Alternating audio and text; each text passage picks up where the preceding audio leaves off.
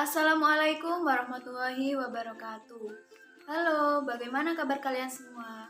Semoga kalian senantiasa dalam keadaan sehat walafiat. Amin. Sebelumnya, perkenalkan nama saya Nur Alinda Uswahasana. Saya dari mahasiswa KKPLP Universitas Jember. Nah, baik, pada pertemuan hari ini kita akan belajar tentang menyajikan gagasan dalam bentuk teks eksposisi. Nah, kompetensi dasar yang akan kita pelajari yaitu 4.6, menyajikan gagasan dan pendapat ke dalam bentuk teks eksposisi artikel ilmiah populer, lingkungan hidup, kondisi sosial, dan atau keragaman budaya, dan lain-lain, secara lisan dan tertulis, dengan memperhatikan struktur, unsur kebahasaan, dan aspek lain. Adapun tujuan pembelajaran pada hari ini yaitu siswa diharapkan mampu menyajikan gagasan dan pendapat ke dalam bentuk teks eksposisi artikel ilmiah populer, lingkungan hidup, kondisi sosial, dan atau keragaman budaya, dan lain-lain, secara lisan dan tertulis dengan memperhatikan struktur, unsur kebahasaan, dan aspek lain. Nah, baik. Pada pertemuan sebelumnya, kalian sudah belajar tentang struktur dan ciri kebahasaan dari teks eksposisi. Namun, pada pertemuan hari ini, Ibu akan sedikit mengulas kembali apa itu struktur dan ciri kebahasaan teks eksposisi. Nah, yang pertama yaitu struktur teks eksposisi. Struktur teks eksposisi ini ada 4, yaitu judul, tesis, argumen, dan kesimpulan. Nah, yang pertama yaitu judul. Judul berfungsi mengarahkan perhatian dan memaparkan isi teks secara singkat kepada pembaca. Itu. Yang kedua yaitu tesis. Tesis berisi paparan pernyataan atau gagasan dari penulis sesuai dengan topik yang akan dibahas. Yang ketiga yaitu argumen. Argumen berisi beberapa alasan pendukung untuk memperkuat pernyataan atau gagasan dari penulis. Yang terakhir yaitu kesimpulan. Nah, kesimpulan ini memaparkan atau menegaskan ulang dari intisari teks yang telah dibuat dalam teks eksposisi tersebut. Nah, yang selanjutnya yaitu ciri kebahasaan dari teks eksposisi. Nah, ciri kebahasaan teks eksposisi yang pertama yaitu menggunakan kata ganti atau pronomina orang pertama, baik jamak maupun tunggal. Nah, pronomina sendiri yaitu kelas kata yang berfungsi untuk mengganti nomina atau mengganti kata benda. Nah, contohnya itu seperti kalimat berikut. Ibu pulang ke rumah. Sebelumnya, dia telah pergi ke pasar. Nah, kata dia termasuk pronomina karena mengganti kata ibu yang merupakan nomina atau kata benda. Nah, contoh lain dari pronomina ini yaitu seperti saya, kami, atau kita. Seperti itu. Nah, yang kedua yaitu bersifat non-fiksi yang ditandai dengan bahasa yang jelas dan tidak bermakna ganda.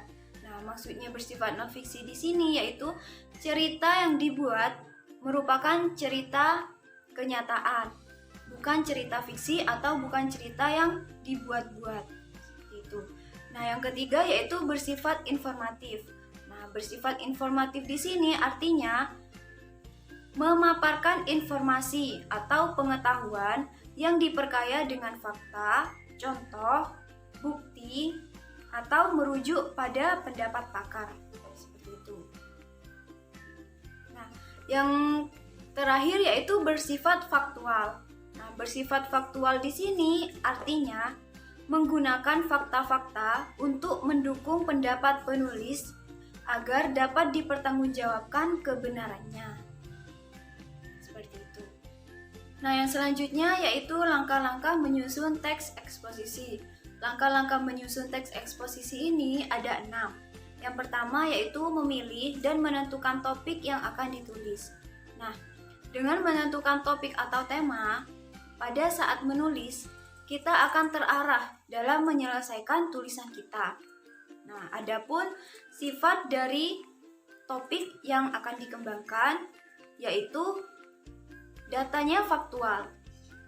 Maksudnya, kondisi dari topik yang akan kita bahas yaitu kondisi yang benar-benar terjadi dan bisa bersifat historis. Misalnya, tentang bagaimana suatu alat bekerja atau bagaimana suatu peristiwa itu terjadi dan sebagainya. Nah, apabila kalian akan memilih dan menentukan topik, usahakan topik yang akan kamu pilih yaitu topik yang benar-benar kamu kuasai agar kamu tidak kehabisan bahan untuk mengembangkannya menjadi sebuah teks yang utuh. Nah, yang kedua yaitu menentukan tujuan penulisan teks. Nah, maksudnya di sini kita harus memilih tujuan yang nantinya akan memberikan penjelasan dan pemahaman kepada pembaca. Nah, yang ketiga yaitu mengumpulkan data untuk mendukung argumen. Nah, setelah kita menentukan topik, menentukan tujuan, selanjutnya kita menentukan data. Nah, data dapat diperoleh dari buku, majalah, pencarian di internet, surat kabar, maupun wawancara secara langsung. Nah, baik, langkah yang keempat yaitu menyusun kerangka karangan. Nah, sebelum menyusun sebuah teks, hal yang perlu disusun terlebih dahulu yaitu membuat kerangkanya secara lengkap dan sistematis. Nah, dengan adanya kerangka ini dapat mempermudah kalian dalam mengembangkan pembahasan sesuai dengan batasan-batasan kerangka karangan yang telah kalian buat. Seperti itu. Nah, yang selanjutnya yaitu mengembangkan kerangka karangan. Nah, setelah kerangka karangan tersusun, hal yang selanjutnya yaitu mengembangkannya secara lebih lengkap dan utuh agar ciri-ciri teks eksposisi dapat tersalurkan, yaitu seperti eksposisi yang bersifat informatif, objektif, dan logis. Nah, dalam karangan ini, pengarang lebih menjelaskan maksud dari topiknya itu dengan menyertakan bukti-bukti yang konkret sebagai penunjang dari pembahasan tersebut. Nah, langkah yang terakhir yaitu membuat kesimpulan.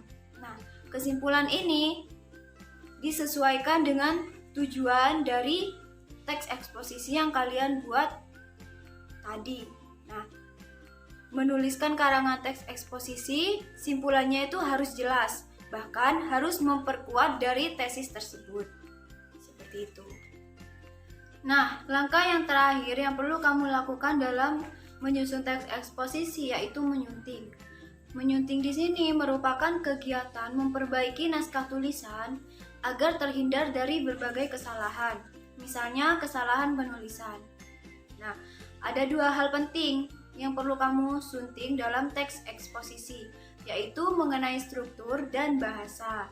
Nah, yang pertama yaitu menyunting struktur. Nah, pada tahapan ini, penulis sebaiknya membaca ulang teks eksposisi yang telah disusun, kemudian mencermati bagian-bagiannya, mulai dari judul, tesis, argumen, hingga kesimpulan. Nah, jika masih ada bagian yang belum tertulis secara jelas, maka segera tambahkan bagian tersebut agar menjadi utuh. Nah, yang kedua yaitu menyunting bahasa.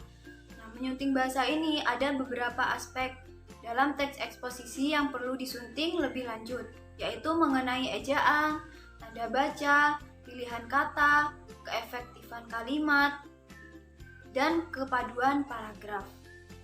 Nah, adapun kaidah yang terkait dalam aspek kebahasaan teks eksposisi, yaitu penulisan huruf kapital dan tanda baca. Nah, penggunaan huruf kapital dan tanda baca ini mempunyai fungsi tertentu dalam susunan kata, frasa, klausa, kalimat, maupun paragraf. Nah, penggunaan huruf kapital dan tanda baca dapat kalian baca secara lengkap dalam buku pedoman umum ejaan bahasa Indonesia terbaru berdasarkan Peraturan Menteri Pendidikan dan Kebudayaan Republik Indonesia Nomor 50 Tahun 2015. Seperti itu.